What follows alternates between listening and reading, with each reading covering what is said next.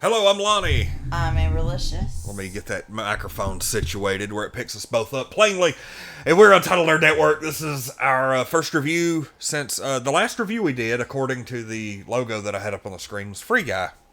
Yep. This is Eternals, the first movie out from Marvel. Okay, so the last one technically was Venom 2. But the MCU movie was Shang-Chi and the Legend of the Ten Rings, which But Venom had a after credit scene. yeah, yeah, Venom had an after credit scene that kind of made it an MCU movie at that point. So okay, we'll roll with We'll that. roll with it. You can see like Eternals big logo on the screen, a lot bigger than we normally have. That's a Spoilers. yeah. There are going to be spoilers galore in this one. This had some major stuff. Interestingly enough, this is thus far the lowest rated MCU film on Rotten Tomatoes, and sometimes it really just depends. I think if I agree with Rotten Tomatoes, I put a lot of stock into their. But if I don't agree with them, I'm like, fuck Rotten Tomatoes. But That actually sounds about right. let's look and see what the current rating is. Oh dear God! Now it's 48%. Oh, it went down? It went down to about 11%. Yeah. So less. But, okay, to be fair, I kind of understand. I enjoyed the movie, don't get me wrong. Yeah. This is not Typical Marvel. not typical Marvel. No. You're right. No. It's not. But it was, I still liked it. This. It was a little slower than your typical Marvel movie. Here's the thing. This reminded me almost more like a DC movie. It's fair. With yeah. a little Marvel sprinkled in, is Yeah. what it felt like. You had a lot of real dark. overly super-powered people. Because that's one of the things about Marvel is, yeah, you've got some super-powered people, but you know what? They do get their asses kicked. You know? They do get their asses kicked. And they're human, most of them. Yeah. Most of them are humans. Yeah. And Amplified human, at least. Eternals speaks for itself. They're immortals. Spoiler wise, come to find out the Eternals were actually like A ploy. genetically engineered artificial life They were a forms bunch of patsies. That's what they were. basically created by Yeah. the Celestials. And here's the thing, I thought we were talking about it before we went to the movie today, that it was my assumption that we were going to see the Eternals or the Celestials, but we were only going to see them for like maybe 10 seconds at a time. But no, this was like the whole third act was pure Celestial, basically. That was so neat. Here's the thing, this right here is the whole plot to the movie. You have the Eternals, which is a group of people who, again, we said that was a big plot point, was that they were created by the Celestials for this purpose.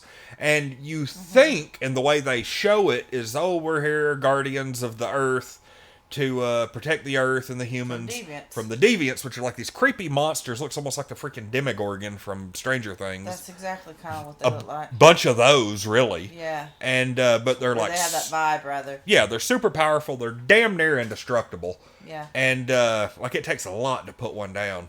And they're there basically to like kill humans, and the Celestials put the Eternals on Earth like, hey, protect the humans from these deviants. And then once the humans get to a certain point, then you can leave and go back to your planet of Olympia.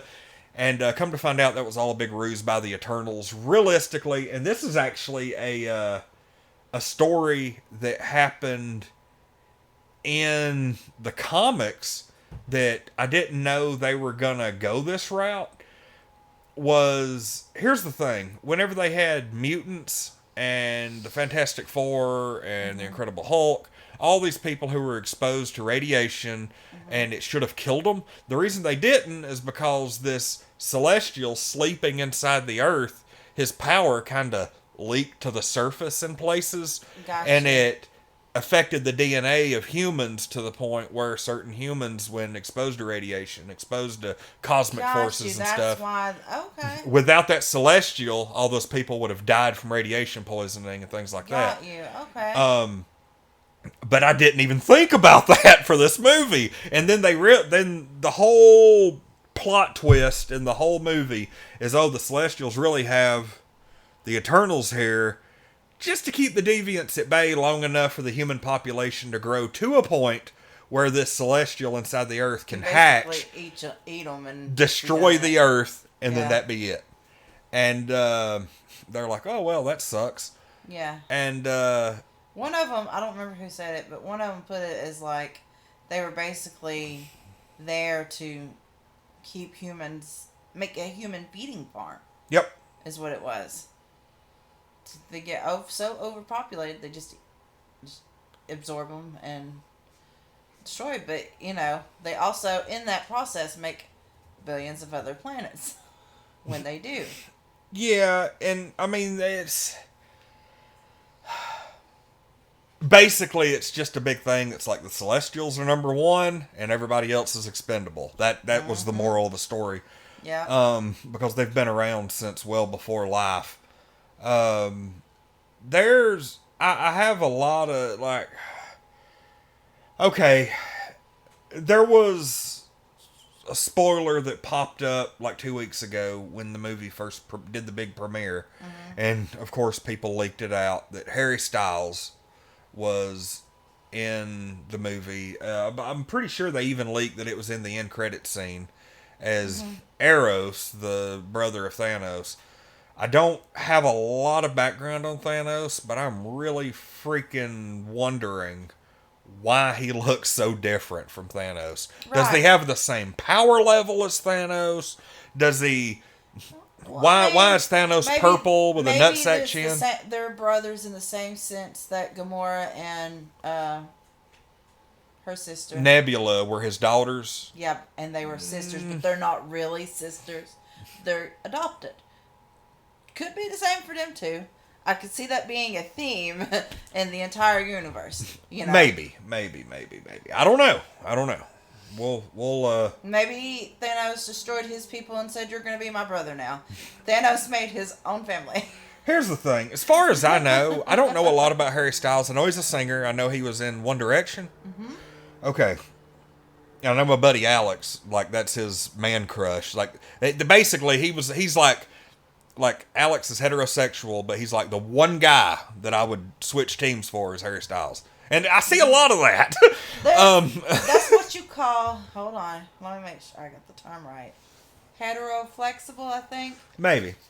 It's like you're mostly straight, but if the planets and the stars align just the right way, you might be not straight for this one person or a handful of people. Like, that's it. I'm going to give him a plug. Check him out, Waters on Air, across all social media. So y'all can go let him know. If you've seen the movie, let him know how Harry Styles did in the after credit scene.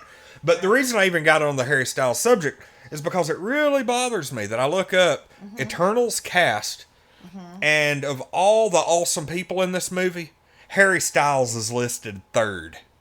Even though he appears for not even 30 seconds in the post-credit scene. That's because of his current popularity. I don't care. And He's how not. Search engines work. That is so effing stupid. It's because people look it up that way, though.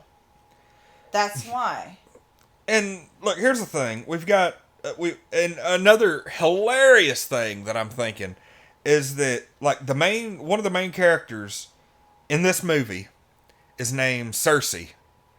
And you've got two dudes in the movie who are former Game of Thrones alumni who each dated Cersei in this movie. Isn't that weird? Yeah. That is, I did notice that. And it didn't, Kit Harington, who played Jon Snow, it didn't occur to me until the end of the movie that was her human boyfriend. Now, he doesn't appear a whole lot in the movie. He appears at the very beginning. Briefly in the middle. He's on the voice chat, he is on the video chat. Yeah. And then he appears at the very end, and that was another unknown post-credit scene. Apparently in the comics, he is known as he is a character known as Black Knight, and that was apparently Excalibur. Yeah. that was in the because they were playing around with it earlier. Mm-hmm. But he was just about to tell her at the very end, "Hey, my family's got some history too." He's probably like a descendant of King Arthur or something, and they don't even realize it. But I'm like, oh, what a fucking coincidence. That an Eternal got mixed up with a descendant of King Arthur who can actually handle Excalibur. Yeah. Well, don't have to be that way. You really don't. Anyway.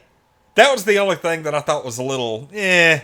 Well, I have a friend that posted a theory I read actually right before we started this, and he seems to think that certain end credit scenes and stuff like this movie are really just story builders, and they're getting ready to make just individual movies that really don't have anything to do with the main phase. No, Excalibur and all that. They're not gonna. Why not? Lots of franchises do that.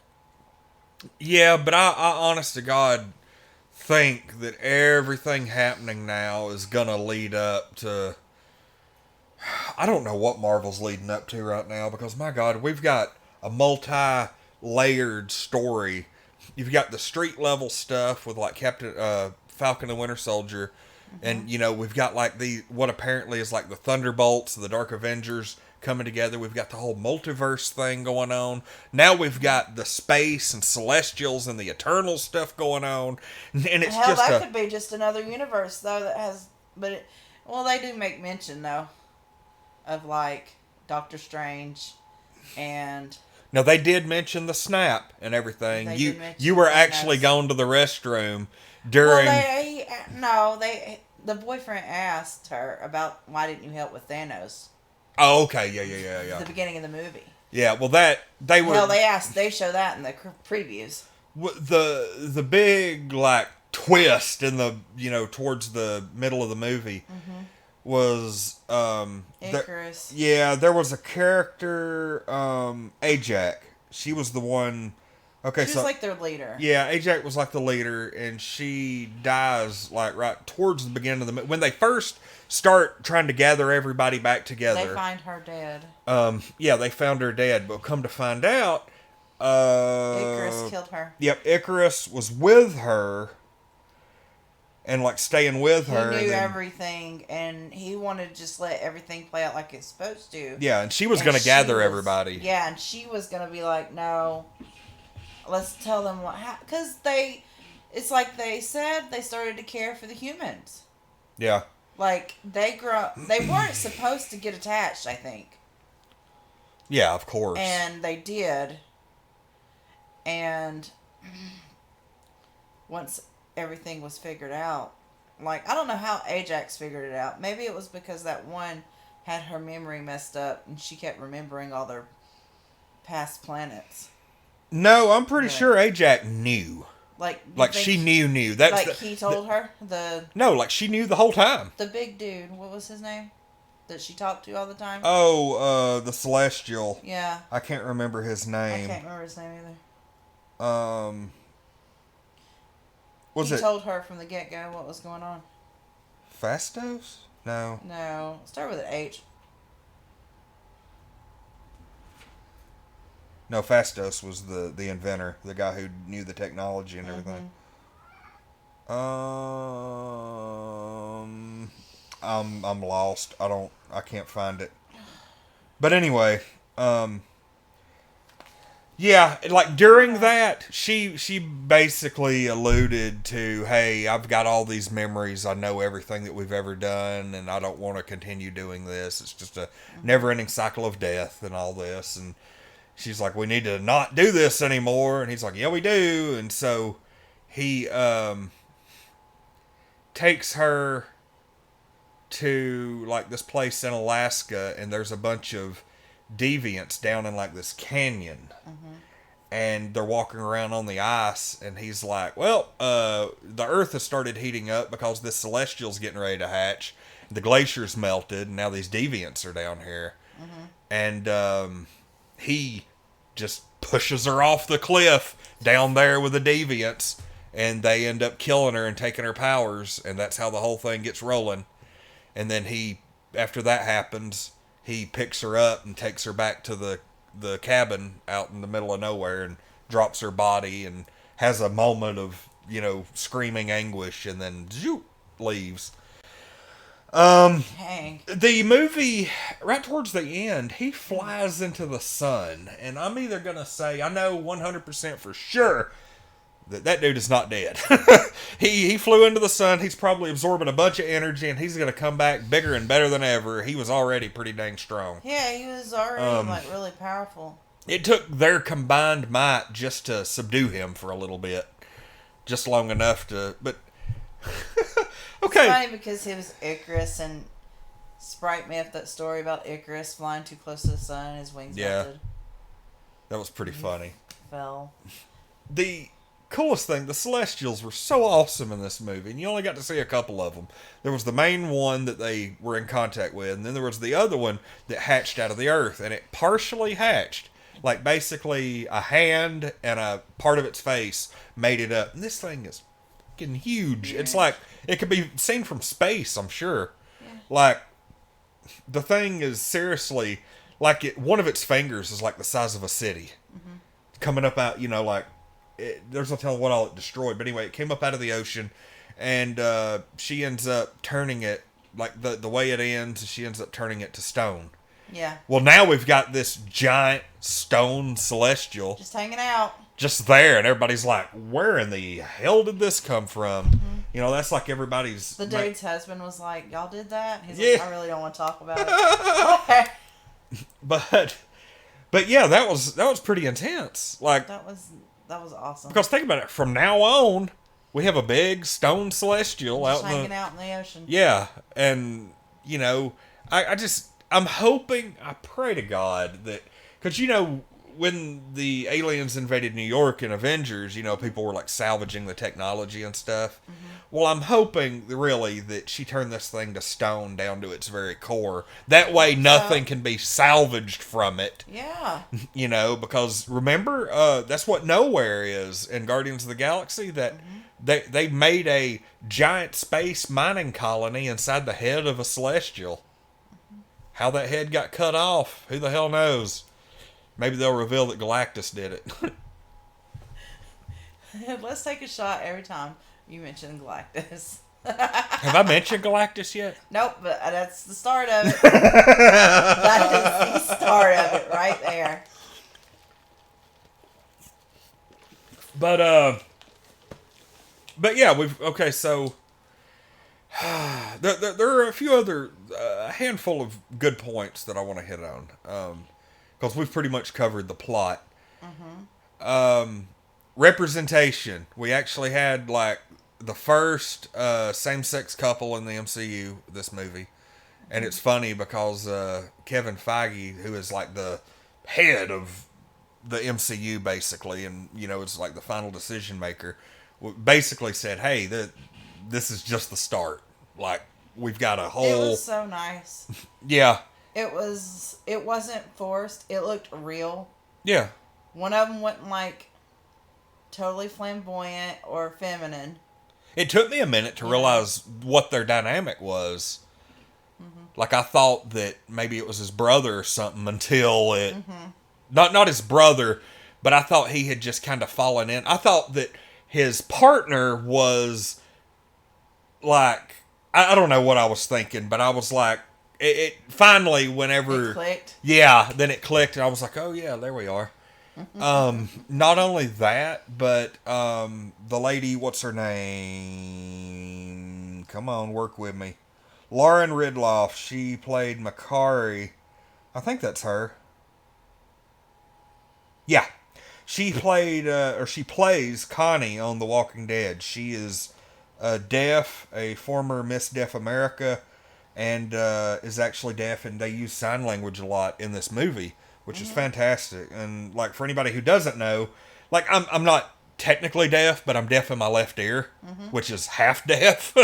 So that makes, well, basically, I had two bits of representation in here. Right. Like the LGBT representation, which you can appreciate as well, and then the deaf representation, which I Not to absolutely mention love. we have a person with a disability playing a person with disability. That is very important. That's That a we, good point. yeah, because that never happens. They always hired able-bodied people Yeah. to do people with disabilities. I'd be kind of Right. curious to do a little bit of research into that and see like how much sign language everybody learned, or if they just, like how Hey. method they went. Zeros The over here. cats are aggrating each other. Yeah, right. Zero's aggravating Logan. Yeah, like I don't think you could really see Zero. You could probably, you could see a little bit of his butt right here, like where my finger is under the A in Eternals. Yeah. Like that's him. That big patch of white is his hind He leg. was trying to claw on Logan as he passed through my lap. Yeah, so. Logan like crawled under here. That was pretty funny. But yeah, we had that. We had the Excalibur, Black Knight, and I remember, God, like here's the thing. Who was asking him if he was ready for that? That's what I want to know. I don't know. He said, "Are you ready to handle that?" And he just looked, but he didn't show who it was. Hell, I don't know. Maybe, I don't know. Who knows? Mephisto confirmed. Shut up. It was Galactus That's asking the him. next one. It's Mephisto. That's the next one we're gonna take shots to. I don't know. Watch our reviews, and you'll get pretty shit faced quickly. I'm starting to get the idea that Mephisto is not real. not gonna come. He's like seriously. It's like Mephisto's been teased so long. I don't think he's coming. That's it. It just keeps going and going and going. I don't think he's ever gonna come. So yeah, yeah, that's it.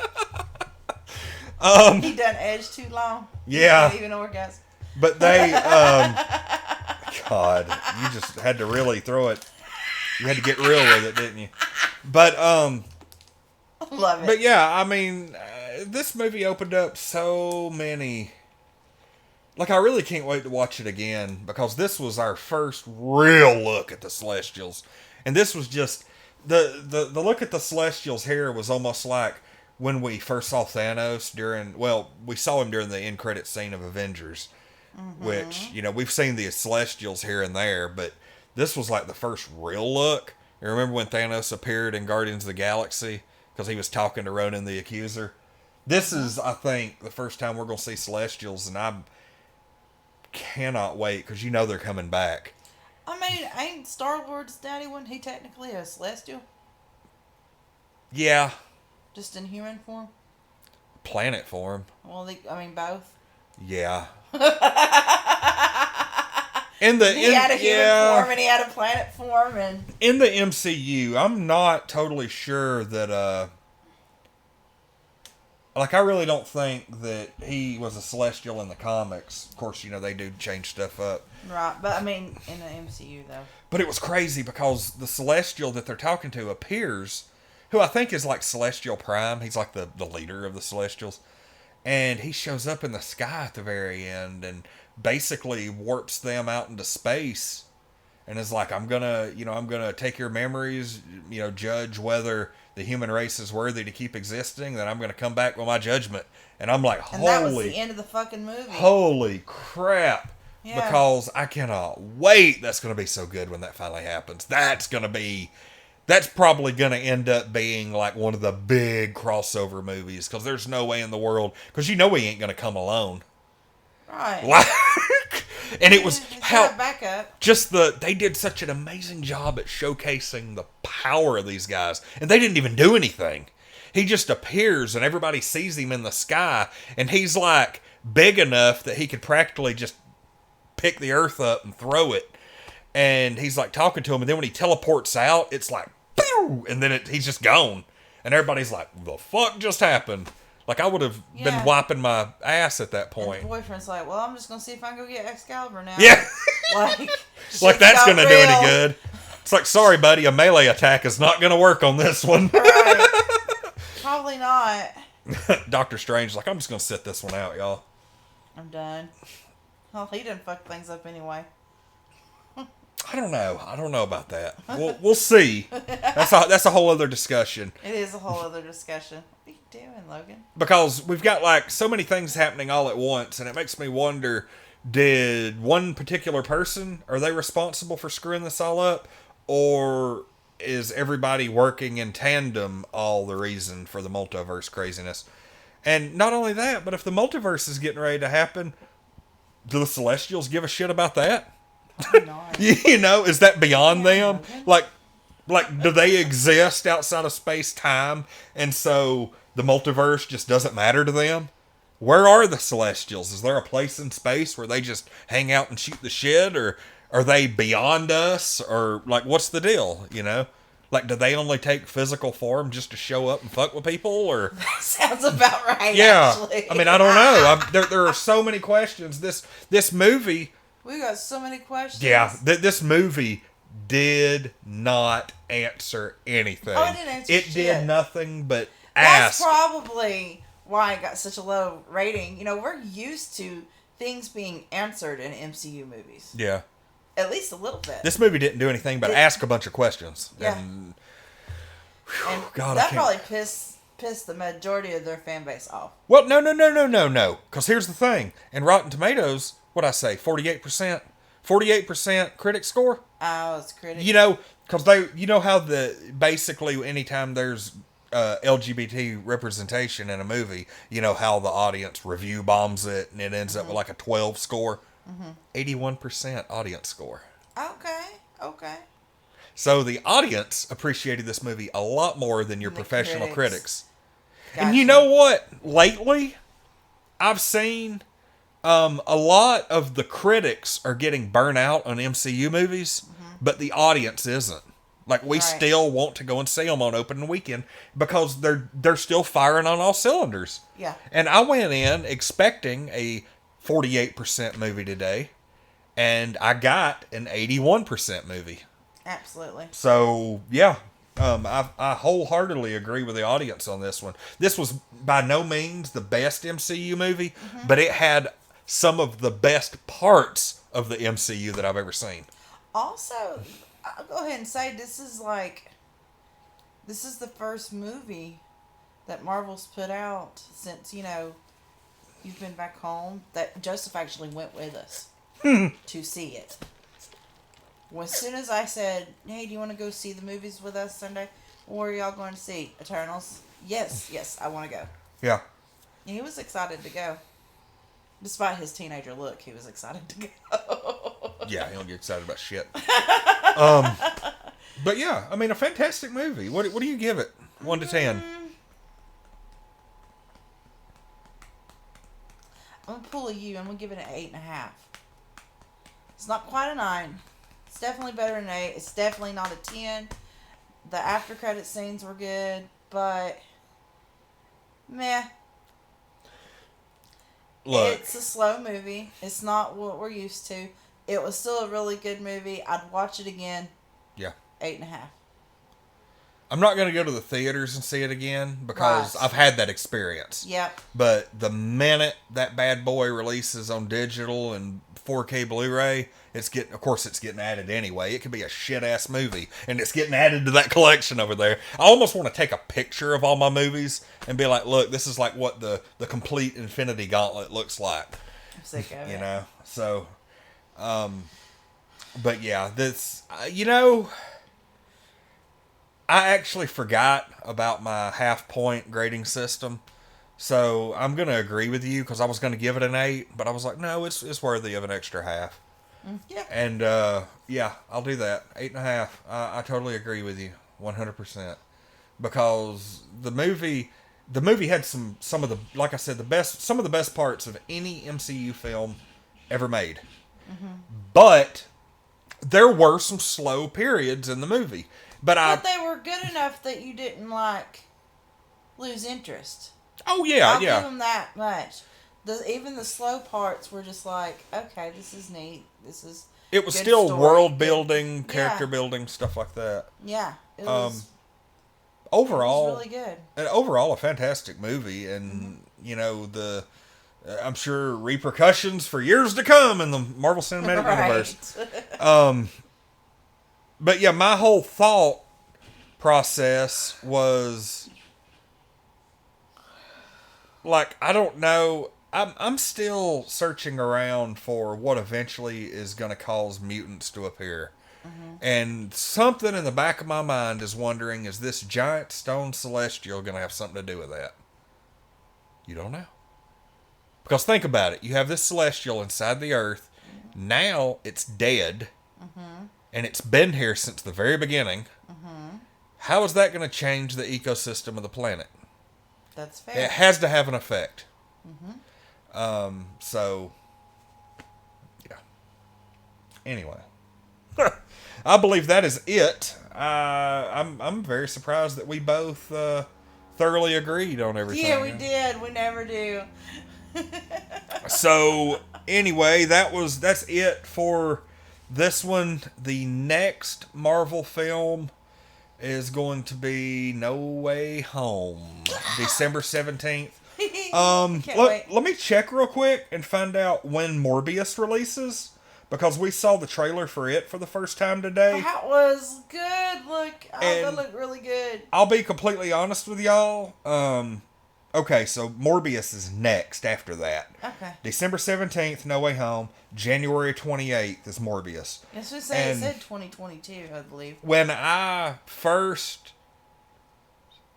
we first watched that trailer for Morbius earlier, the first maybe 30 seconds of it, I thought it was like based on a true story.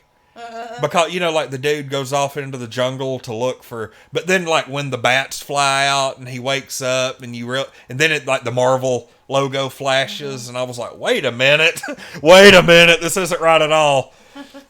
And so Morbius is going to be pretty cool too, and I'm also kind of interested to see if they're going to maybe link it in with the MCU and the multiverse and all that stuff as well. Especially after No Way Home has already come and gone, and there's no way they're going to be able to ignore that unless it's like a prequel or something. So, but anyway, and he actually made reference to Venom in the trailer because he was like, "I'm Venom," and he's like, "Oh, I'm just kidding. I'm Dr. Morbius." Okay, whatever. But anyway, we'll see y'all next time. We'll be doing some live streams and all that good stuff. I know I'm going to be live streaming this week. Animal Crossing Fortnite. Might play something random. Who the hell knows? We might play together. Or I might go see a movie. I don't know. We'll do something. The sky's the limit this week. Let me get rid of all that. Okay. Anyway, we'll see y'all next time. I'm Lonnie. I'm Amberlicious. We are Untitled Nerd Network. This has been our premiere review of Eternals, the newest MCU film with a all-star cast, and super fun to watch. We'll see y'all next time.